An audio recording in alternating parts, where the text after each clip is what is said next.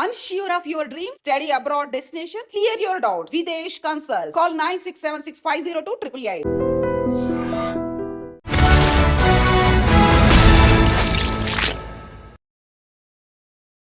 అందరికీ నమస్కారం. నేను Swaroopa Potlapalli. Welcome to I dream. ప్రేమించడం అనేది మన జీవన విధానంలో ఓ భాగం. అయితే ఇప్పుడు ప్రేమిస్తే చావడమో లేదంటే చంపడమో ఈ రెండే ఆప్షన్స్ గా కనిపిస్తున్నాయి. ప్రస్తుతం నాతో పాటు రైటర్ పాలపర్తి సంధ్యారాణి గారు ఉన్నారు. మేడంతో మాట్లాడి ఎందుకు ఈ రెండే ఆప్షన్స్ ఉంటున్నాయి, ప్రేమ అనేది ఇలా ఎందుకు కనిపిస్తుంది అనేక విషయాలను మేడంని అడిగి తెలుసుకుందాం. నమస్తే సంధ్యారాణి గారు. నమస్తే స్వరూప గారు, బాగున్నారా? బాగున్నానండి. ఈ మధ్య కాలంలో మనం చాలా ఇన్సిడెంట్స్ చూస్తూ ఉన్నాము. ప్రేమించడం అనేది ఇంక ఈ రోజుల్లో కాలేజ్ డేస్లో కావచ్చు, లేదంటే పని చేసే చోట కామన్ అయిపోయింది. అయితే ఆ ప్రేమించిన వ్యక్తి దొరక్కపోతే చంపేయడమో, వాళ్ళకి దక్కకపోతే, లేదు అంటే తాము అనుకున్న వాళ్ళతో పెళ్లి జరగకపోతే సూసైడ్ చేసుకోవడమో, ఈ రెండే కనిపిస్తున్నాయి. ఎందుకు ఇలా జరుగుతోంది? ఆధునిక యువత ప్రేమని సీరియస్ గా తీసుకుంటుందంటారా, లైట్ గా తీసుకుంటుందంటారా? అసలు ముందు వాళ్ళకి ప్రేమ అంటే తెలియదు. నిజంగా ప్రేమ అనేది ఉంటే ఎవరైనా సరే, అది ఆడవాళ్ళు కావచ్చు, మగవాళ్ళు కావచ్చు, ప్రేమించడం అనేది తప్పు కాదు, అది మన జన్మ హక్కు. ఇప్పుడు ప్రేమలో చాలా రకాలు. తల్లిదండ్రుల్ని ప్రేమిస్తాం, తోడబుట్టిన వాళ్ళని ప్రేమిస్తాం, స్నేహితుల్ని ప్రేమిస్తాం. ఇక్కడ ఈ ప్రేమ అనేది, ఆడమగ ప్రేమ అనేది ప్రేమించినంత మాత్రాన్ని నువ్వు పెళ్ళి అవుతుంది అని అనుకోవడానికి కూడా లేదు. దానికి వేరే కారణాలు ఎన్నో ఉండుండొచ్చు.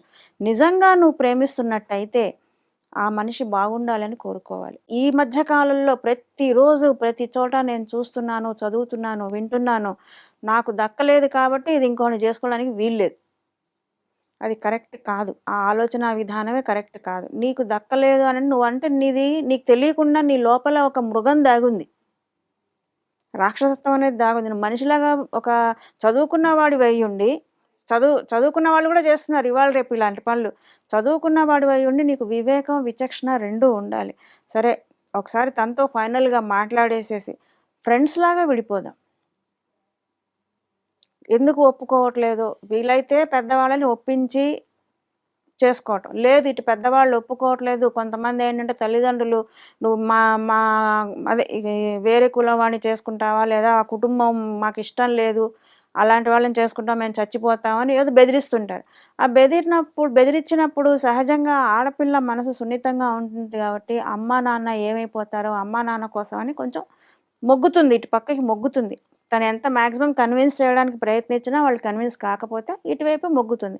అటువంటప్పుడు ఇద్దరూ కూర్చుని నువ్వు ఎవరినైతే ఇష్టపడ్డావో అతనితో ఒకసారి మాట్లాడి, ఇలా ఉంది నా పరిస్థితి కాబట్టి మనం ఒక మంచి స్నేహితులుగా విడిపోదాము అని చెప్పేసి విడిపోవచ్చు. అంతేకాని ఈ చంపుకోవటాలు, దీనివల్ల ఏం సాధించారు? ఇటు తల్లిదండ్రులకి కడుపుకోత, నీ జీవితం పాడైపోతుంది. పోలీస్ రికార్డుల్లోకి ఎక్కుతావు ఒక మనిషిని చంపినందుకు, అక్కడ నీ లైఫ్ పాడైపోతుంది కదా. జీవితాంతము నిన్ను అంటే ఇప్పుడు నెక్స్ట్ నీకు లైఫ్లో కూడా నువ్వు ప్రతిక్షణం భయపడుతూనే బతుకుతావు. ఇవాళ కాకపోతే రేపు నువ్వు ఇంకొక చోటికి వెళ్ళినా కూడా, అరే నువ్వు మర్డర్ చేసి జైలుకి వెళ్ళి వచ్చావు కదా, ఒక మాట చాలు నేను లోపల పించి చేయడానికి నీకు. సో ఇలాంటివన్నీ జరగకుండా ఉండాలి అంటే అసలు ప్రేమ అంటే ఏంటి అనేది తెలుసుకోవాలి. అది నాకు తెలిసినంత వరకు నా అనుభవంలో ఎవరికైతే పరిపక్వత, ఒక మెచ్యూరిటీ అనేది వస్తుందో, అంటే ఒక 23-24 ఏళ్ళు దాటిన తర్వాత పిల్లల్లో కొంచెం మెచ్యూరిటీ అనేది వస్తుంది, వివేకము, విజ్ఞత వస్తుంది, ఆలోచించుకోగలుగుతారు. ఈ 15 ఏళ్ల పిల్లలు, టీనేజ్లో ఉన్న పిల్లలు ఈ ప్రేమ దోమ అని చెప్పి తిరుగుతూ ఉంటారు. వాళ్ళకి మాత్రం ఇలాంటివన్నీ ఒక రకమైన చెప్పేవాళ్ళు లేక, అంటే అటువంటప్పుడు తల్లిదండ్రులు ఏం చేయాలి అంటే, అమ్మ ప్రేమ వేరు, ఆకర్షణ వేరు, ఈ ఏజ్లో ఇలాంటివన్నీ జరుగుతూ ఉంటాయి కాబట్టి మగపిల్లలతోటి స్నేహం చేయొద్దని అనము. దానికి ఒక లిమిట్ ఉండాలి. చదువు వరకు పెట్టుకోండి మీ స్నేహం అనేది, అంతేకాని అంతకు మించి పెట్టుకోవద్దని చెప్పాలి. సంధ్యారాణి గారు, ప్రేమ అనేది జీవితంలో ఓ భాగం మాత్రమే, ప్రేమే జీవితం కాదు. మీరు ఒక సీనియర్ రైటర్, మీ రచనల్లో ఎన్నో ప్రేమ కథలు రాశారు, ఎన్నో ప్రేమ జంటల్ని కలిపారు. కానీ సమాజం విషయానికి వస్తే ప్రాక్టికల్ గా మనం ఆలోచించాల్సి ఉంటుంది. ఇప్పుడు ఒక అమ్మాయి కానీ ఒక అబ్బాయి కానీ ఓ వ్యక్తిని ఇష్టపడ్డారు అనుకోండి, ఇప్పుడు కొన్నాళ్ళు వాళ్ళతో ట్రావెల్ చేసిన తర్వాత వాళ్ళ ఆలోచనలు, అభిప్రాయాలు, ఇష్టాలు కలవట్లేదు. అలాంటప్పుడు ఇక సరే ప్రేమించాము, ఇతనితో క్లోజ్గా ఉన్నాము, లేదంటే అమ్మాయితో క్లోజ్గా ఉన్నాం కాబట్టి జీవితాంతం ఆ రిలేషన్ని కొనసాగించాలా పెళ్లి చేసుకొని, లేదు అంటే ఇక్కడే బ్రేకప్ చెప్పి కొత్త మళ్ళీ టర్నింగ్ పాయింట్ తీసుకోవడం మంచిదంటారా లైఫ్లో? ఇప్పుడు మీరన్నట్టుగా కొంత దూరం ప్రయాణం చేసిన తర్వాత అతనిలో కానీ, ఆమెలో కానీ ఇద్దరిలో ఏదైనా సరే ఇది మనకు ఫ్యూచర్‌లో ప్రాబ్లమ్ వస్తుందేమో అంటే నా మైండ్ సెట్‌కి అవ్వట్లేదు. కొన్నాళ్ళు ప్రయాణం చేస్తే ఇప్పుడు ఒక 2 రోజులు, 4 రోజులు ప్రయాణం చేస్తే తెలిసేది కాదు. ఒక సంవత్సరం, 2 సంవత్సరాలు ఒక ఇంటిమసీ, ఒక దగ్గరతనం అనేది పెరిగినప్పుడు అంటే అభిప్రాయాలన్నీ మనం షేర్ చేసుకుంటూ ఉన్నప్పుడు ఎక్కడో ఒక చోట మనకనిపిస్తుంది. ఇది మనకు కొంచెం ఏదో సెట్ అయ్యేలాగా లేదు. అంటే అది మేజర్ ఇష్యూ అనిపించినప్పుడు. చిన్న విషయం అనుకోండి, సరే సర్దుబాటు చేసుకోవచ్చని వాళ్ళు పెళ్లి చేసుకోవడంలో తప్పులేదు. అదే వాళ్ళు చూసే దృక్పథం, అమ్మో! ఇది చాలా పెద్ద ఇష్యూ అవ్వచ్చు. అంటే ఫర్ ఎగ్జాంపుల్ నువ్వు నీ పేరెంట్స్‌ని చూడొద్దు, నీ సిస్టర్స్‌ని చూడొద్దు, లేదా ఇలాంటివన్నీ కొన్ని కండిషన్స్ ఈ మధ్య ఎక్కువైపోయినాయి ఆడపిల్లల్లో. సో, అది పెద్ద ఇష్యూనే. పేరెంట్స్‌ని చూడొద్దు, మళ్ళా అక్క చెల్లెళ్ళని చూడొద్దు, నీ వాళ్ళని కలవద్దు, నువ్వు నీ సంపాదన అంతా నాకే ఇవ్వాలి, నీ ఫోన్‌లన్నీ నేను చెక్ చేస్తాను, నీ ప్రైవసీ నీకంటూ ఒక ప్రైవసీ ఉండదు. ఇలాంటి ఆంక్షలు పెట్టినప్పుడు ఎవరికైనా సరే ఆడపిల్లకి కావచ్చు, మగపిల్లాడికి కావచ్చు, ఇది కొంచెం వ్యవహారం, మనస్తత్వం తేడాగా ఉందని అనుకోవాలి. అంటే ఎక్కడైతే నమ్మకం అనేది లేదో అప్పుడు ఇలాంటి క్వెషన్స్ అనేవి వస్తాయి.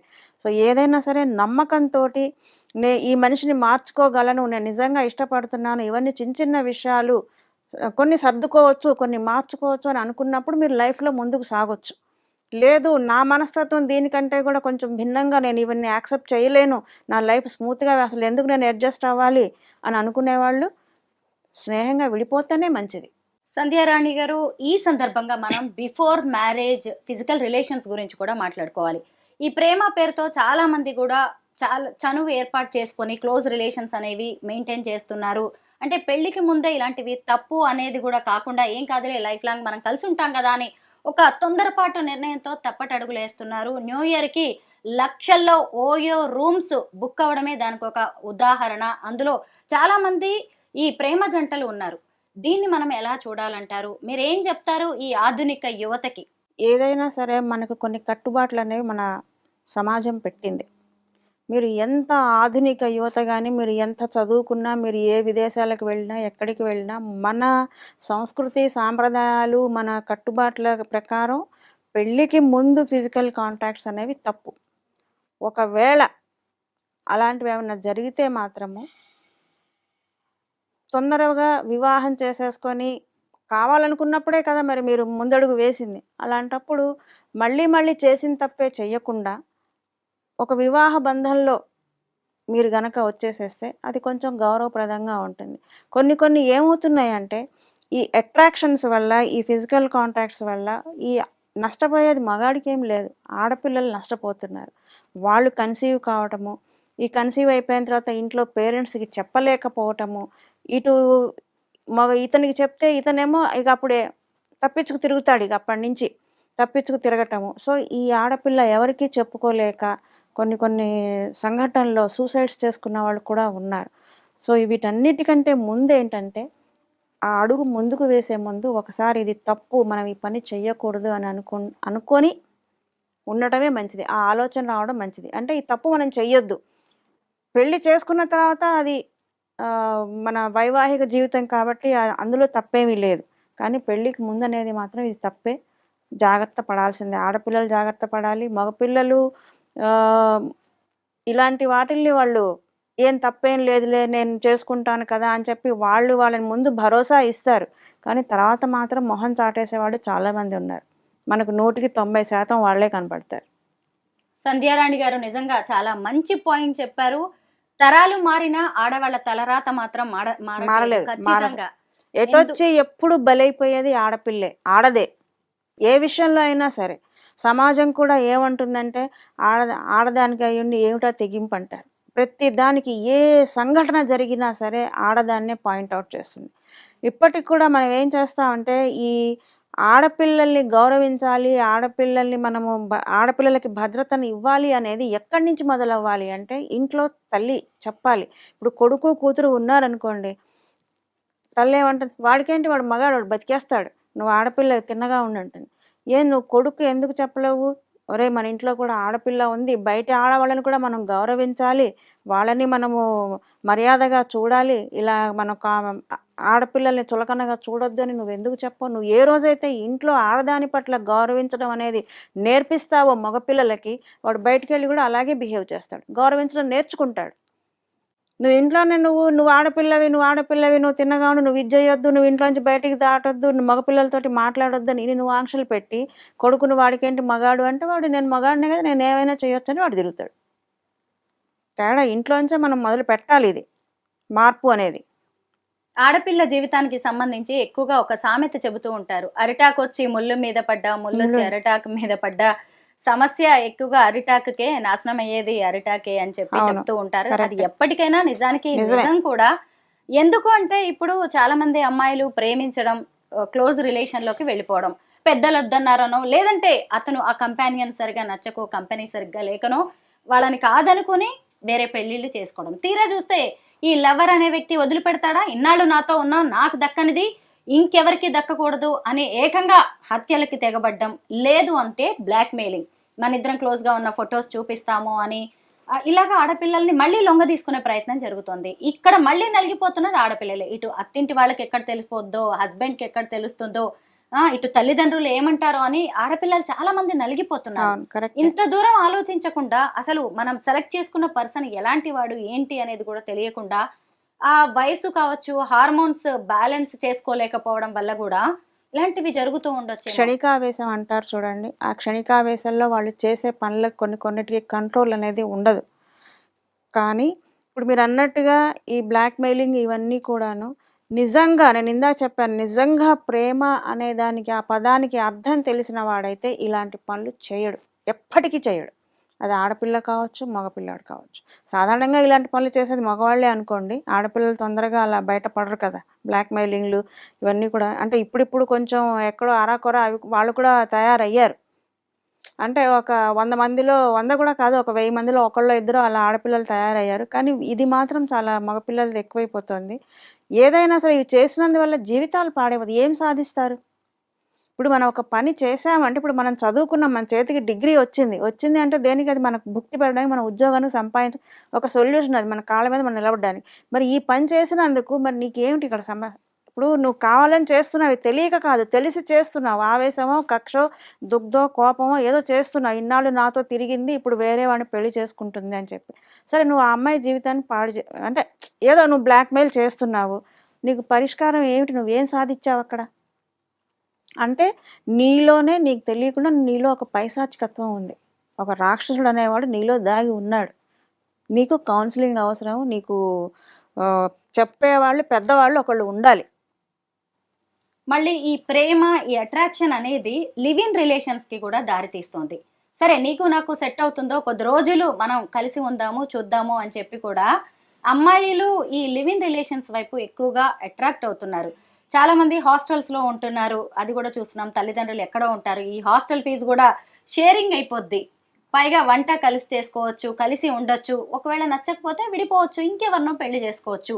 ఇలాంటి కాన్సెప్ట్ కూడా లివ్ ఇన్ రిలేషన్స్ పెరగడానికి కారణమవుతుంది. కానీ వీళ్ళు కలిసి ఉంటున్నారా అంటే లేదు. మళ్ళీ తర్వాత మళ్ళీ ఏవో ఇబ్బందులు రావడం, మళ్ళీ పోలీస్ స్టేషన్ల వరకు వెళ్ళడం, మళ్ళీ లేదంటే ఇంకొకరితో పెళ్లి చేసుకున్నప్పుడు మళ్ళీ ఈ రిలేషన్స్ అన్ని ఎక్కడ బయటపడతాయని భయపడ్డాం. లివ్ ఇన్ రిలేషన్స్ మీద మీ అభిప్రాయం? లివింగ్ రిలేషన్స్ అనేది అసలు కరెక్ట్ కాదు. దానిలో అసలు ఏమైనా సెక్యూరిటీ ఉందా? ఇప్పుడు ఏమవుతుంది, ఆడపిల్లలు మగపిల్లలు కలిసి ఉంటున్నారు. అది వాళ్ళు ఏంటి, కొన్ని చోట్ల నేను గమనించింది ఏంటంటే, అన్ని చోట్ల మీకేమీ ఇళ్ళు అద్దెకి ఇవ్వరు. వాళ్ళు ఏం చేస్తున్నారు, మేము బ్రదర్ అండ్ సిస్టర్స్ అని చెప్తున్నారు, కజిన్స్ అని చెప్తున్నారు. ఇలాగా ఇట్లా ఉండడం కోసం ఒక పవిత్రమైన అన్నా చెల్లెళ్ళ రిలేషన్షిప్ కూడా వీళ్ళు మచ్చ తీసుకొస్తున్నారు. ఆడపిల్లలు కలిసి ఉండొచ్చుగా, మగ ఆడ ఎందుకు కలిసి ఉండాలి? ఎస్, మీరన్నది కూడా కరెక్టే. ఒక అమ్మాయి అబ్బాయి కలిసి ఉంటూ మరి చుట్టుపక్కల వాళ్ళకి చెప్పాలి సమాధానం, అలాగే ఇంటి ఓనర్కి చెప్పాలి. కాబట్టి అన్నా చెల్లి, అక్క తమ్ముడు అనే పేర్లు పెట్టుకుంటున్నారు. దీన్ని మాత్రం మనం ఆలోచించాల్సిందే. అది ఎంతో పవిత్రమైన రిలేషన్షిప్. తోడబుట్టు ఇప్పుడు ఒకళ్ళు మన తమ్ముడు అన్నా, చెల్లి అన్నా అది మనకు ఎంతో ఆప్యాయంగా మన కుటుంబంలో మన వాళ్ళు, మన తమ్ముళ్ళని మనం ఎలా చూసుకుంటాం, ఎవరైనా మనం అలాగా పిలుస్తాం తమ్ముడు అని, అన్న అని. ఎందుకంటే ఆ రిలేషన్షిప్ అంత గొప్పది. అలాంటి మంచి రిలేషన్షిప్‌ని మీరు ఇలా కలిసుంటూ దాన్ని భ్రష్టు పట్టించడం అనేది కరెక్ట్ కాదు. అంటే సొసైటీ కోసం మీరు చేసేది ఇంట్లో మీరు అసలు యాక్చువల్‌గా బ్రదర్ అండ్ సిస్టర్ కాదు, రిలేటివ్స్ కాదు. ఎక్కడో ఒక అమ్మాయి, ఎక్కడో ఒక అబ్బాయి కలిసి ఉంటున్నారు వచ్చి. మీరిద్దరు ఉండడం కోసం బయట సమాజం కోసం మీరన్నట్టుగా సమాజం కోసమో, ఎవరి కోసమో వచ్చి మీరు ఇలా చెప్తున్నారు. ఎందుకంటే మీకు ఇల్లు అద్దెకి ఇవ్వడు కదా! అద్దెకి తీసుకోవాలంటే. కాబట్టి ఇలాంటివన్నీ జరుగుతున్నాయి. కానీ ఇది కూడా కరెక్ట్ కాదు. ఇంకొక విషయం ఏంటంటే తల్లిదండ్రులు చేస్తున్న పని మా పిల్లలు ఎక్కడో ఉద్యోగం చేస్తున్నారు, లేదా ఎక్కడో చదువుకుంటున్నారు అనేసి వదిలేస్తున్నారు. మా పిల్లలు రోజు ఫోన్‌లో 10 సార్లు మాట్లాడతారండి. అన్ని విషయాలు మాట్లాడతారు.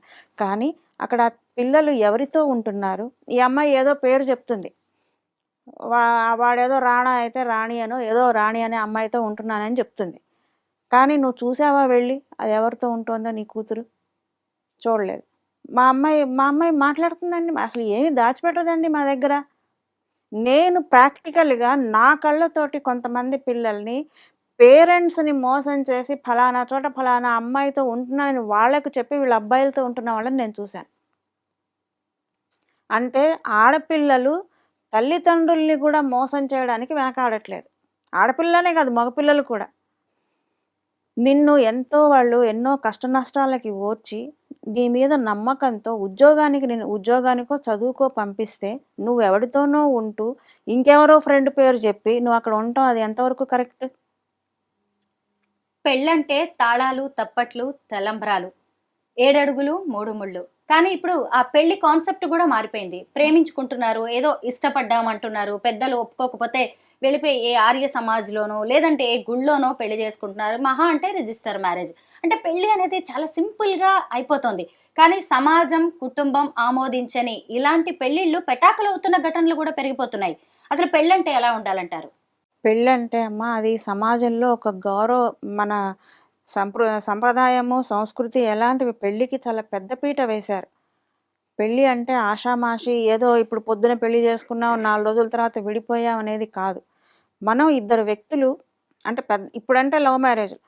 ఇద్దరు వ్యక్తులు వేరే వేరే వాతావరణంలో పుట్టి పెరిగి ఒక కుటుంబాన్ని ఏర్పరచుకోవడం కోసమని ఆ పెద్దవాళ్ళు చేసిన పెళ్ళిళ్ళు. ఇప్పుడంటే లవ్ మ్యారేజ్లు కదా. వస్తున్నావు కుటుంబాన్ని మనం ముందుకు నడిపించడానికి అనేది వస్తున్నప్పుడు నువ్వు అన్నీ యాక్సెప్ట్ చేయాలి. భార్యలో ఉన్న నెగటివ్, పాజిటివ్ నువ్వు యాక్సెప్ట్ చేయాలి. భార్య తప్పు చేస్తే నువ్వు క్షమించగలిగే గొప్ప మనసు నీకు ఉండాలి. అలాగే భర్తలో ఉన్న మంచి చెడు నువ్వు యాక్సెప్ట్ చేయగలగాలి. భర్త కోప్పడినా లేదా ఇంకేదన్నా ఒక గొడవ పడినా క్షమించే గుణం నీలోనూ ఉండాలి. ఎవరి కోసం? మీరిద్దరూ ఒక కుటుంబాన్ని ముందుకు నడిపిస్తున్నారు. సహనం అనేది ఇద్దరిలో ఉన్నారు. నేను ఒక ఆడదాన్నే సర్దుకుపోమ్మని చెప్పను. ఇద్దరూ ఉన్నారు అక్కడ. ఒక ఆడపిల్ల పెళ్ళి అనే ఈ 2 అక్షరాలు, నువ్వు కట్టే తాళి అనే ఈ 2 అక్షరాలు దీన్ని పట్టుకొని నీ చేతి చిటికెన వేలు పట్టుకొని నీ ఇంటికి వస్తుంది. జీవితాంతం నీ ఇంట్లో నీతో తోడుగా నీ కష్ట సుఖాల్లో, నీ వంశాభివృద్ధికి అన్నిటికీ తను తోడ్పడుతుంది. నీకు ఏ కష్టం వచ్చినా ఏడ్చేది భార్యే. నీకు ఏ కష్టం వచ్చినా అండగా నిలబడేది భార్యే. అలాంటప్పుడు భార్యలో తప్పులు వెతకటం కాదు, భర్తలో తప్పులు వెతకటం కాదు, ఒకళ్ళకొకళ్ళు తోడు. పెళ్ళి అంటేనే తోడు. ఈ తోడు ఎంత బాగుంటే నీ కుటుంబం కూడా అంత బాగుంటుంది, సమాజం కూడా అంత బాగుంటుంది. పెళ్లి, ప్రేమ అనేవి ఇద్దరు వ్యక్తులకు సంబంధించిన విషయాలే కావచ్చు. కానీ 2 కుటుంబాలు, కొన్ని తరాలకు సంబంధించిన విషయం ఇక్కడ.